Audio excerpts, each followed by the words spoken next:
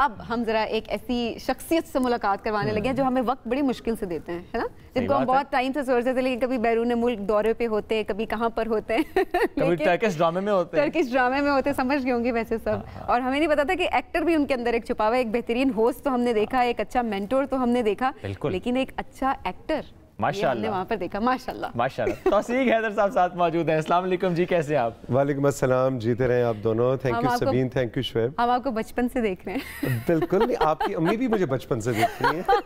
अभी फोन मिला के उनसे पूछो। एक मरतबा बात भी हुई थी ना। हाँ एग्जैक्टली, उन्होंने मुझे ये कहा था, कहती मैं क्लास मैट्रिक में थी और आपका शो देखा करती थी, और मैं सोच भी नहीं सकती थी कि फिर मेरी शादी होगी, मेरी एक बेटी होगी, मेरी बेटी जवान होगी और वो आपके साथ को होस्ट बन के बैठेगी। तो मैंने कहा जी बिल्कुल, आप मुझे समझना है, मैं बाजी कहूँ, आंटी कहूँ, बेटा कहूँ, क्या कहूँ? फिर आपने क्या कहा?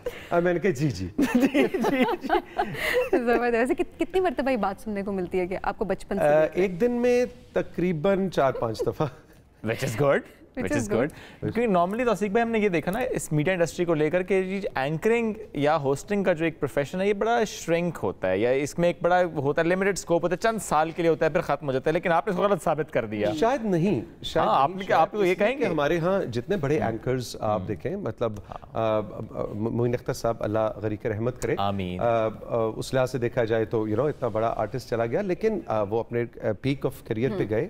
अनवर मकसूद साहब को देखें, नईम बुखारी साहब को देखें, तारड़ साहब तो अब ज़ाहिर है बहुत ही उम्र उनकी हो गई, लेकिन वो भी जब मॉर्निंग ट्रांसमिशन पीटीवी की किया करते थे तो वो कोई नौजवान हंसता मुस्कुराता हबली बबली किस्म का लड़का नहीं थे। वो उन्होंने भी अपनी मिड एज के अंदर जाके किया। तो आई थिंक हाँ, ये आप ज़रूर कह सकते हैं कि हमारे यहाँ अनफॉर्चुनेटली मेल, और वही बात मेल एक्टर्स के साथ भी है कि मेल अदाकार की हमारी फिल्म में भी स्पैन ज्यादा होता है।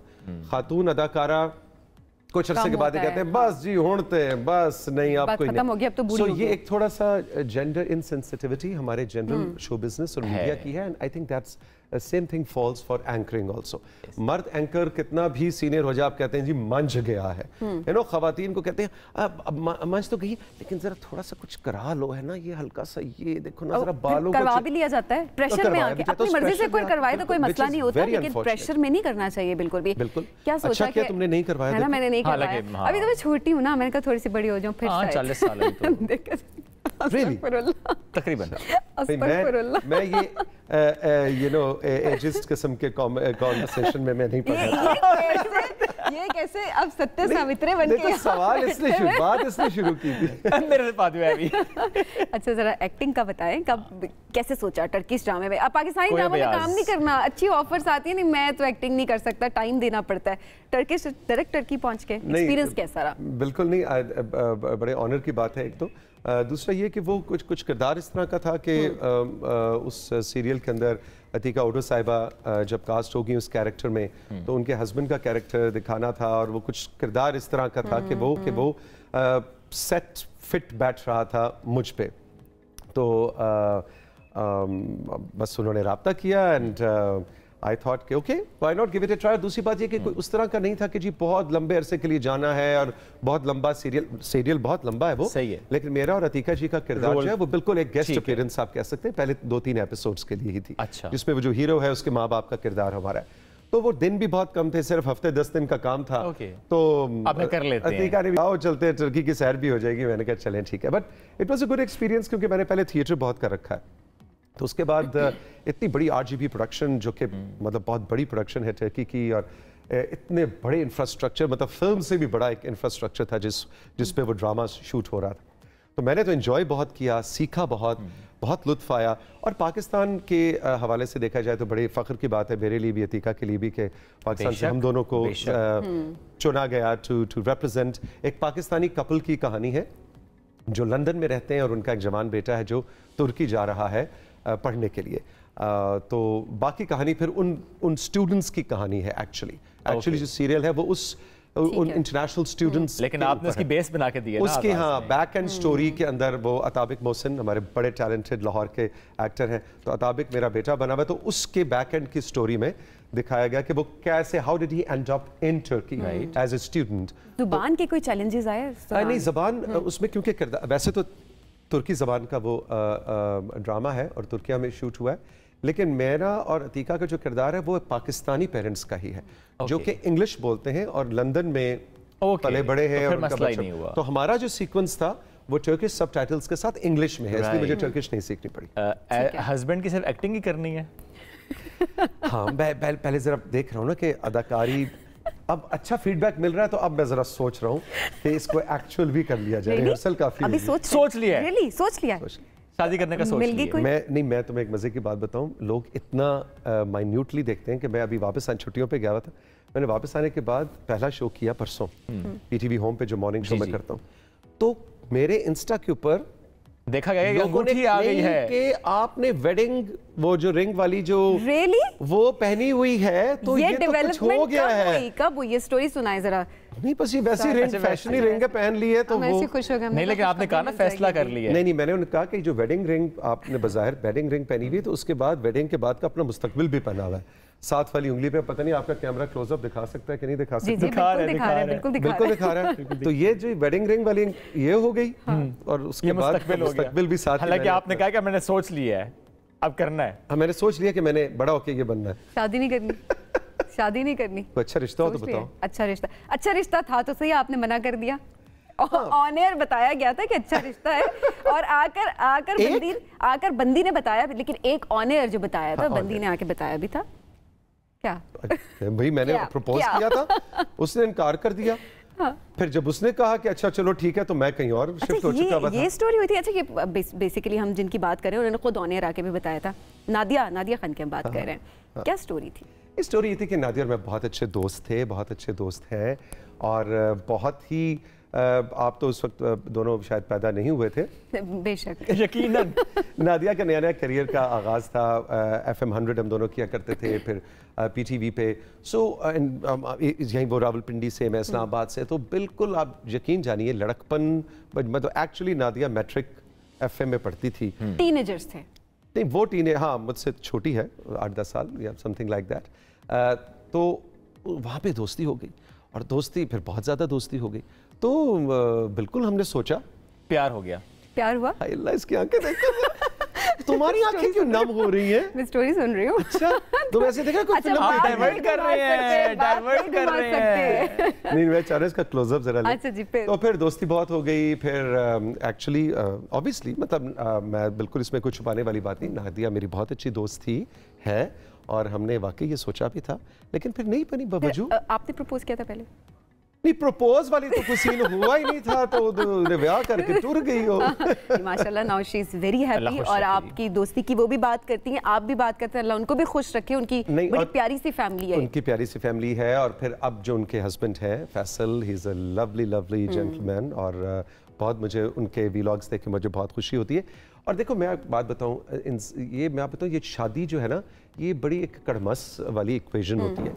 तो इस कड़मस इक्वेशन में कोई ना पड़े, और आपका रिलेशनशिप एज फ्रेंड्स अच्छा चलता रहे, ये बहुत ज़रूरी होता है। बिल्कुल सही है। और यहाँ मैं एक दो मिसालें हैं जो मैं समझता हूँ कि इतना प्यार के बाद जब ब्रेकअप हुआ, तो इतना डर्टी ब्रेकअप, यहाँ मैं नादिया को या अपने आप को या उन तमाम लोगों को, जो हमारा ऐसा कोई ब्रेकअप वाली चीज़ तो थी भी नहीं, लेकिन मैं ज़रूर क्रेडिट देना चाहूँगा कि यार एज ह्यूमंस आपको ना अपनी बॉन्डिंग ज़रूर रखनी चाहिए। नहीं हुई शादी, नहीं बनी बात, कोई बात नहीं, इट्स ओके। मे बी हम लेट हो गए, जल्दी फैसला कर लेना चाहिए। और कितना अच्छा है कि आपने सोचा और आपको लगा नहीं हो रहा, उसके बाद बस नहीं हुआ, you move on, it's nice. वैसे सबीन तो बिल्कुल परेशान ही हो गई थी जब नादिया ने इसे बताया था। तो मैं परेशान इसलिए हो रही हूँ कि भाभी नहीं आ रही कोई हमारी, नहीं वो कह रहे हैं फैसला कर लिया, फैसला कर लिया, मजाक में इन्होंने फैसला किया है। ये किया ना? हाँ, वो एक दूसरे अंगूठी जो साथ पहन ली। डरते हैं शादी से?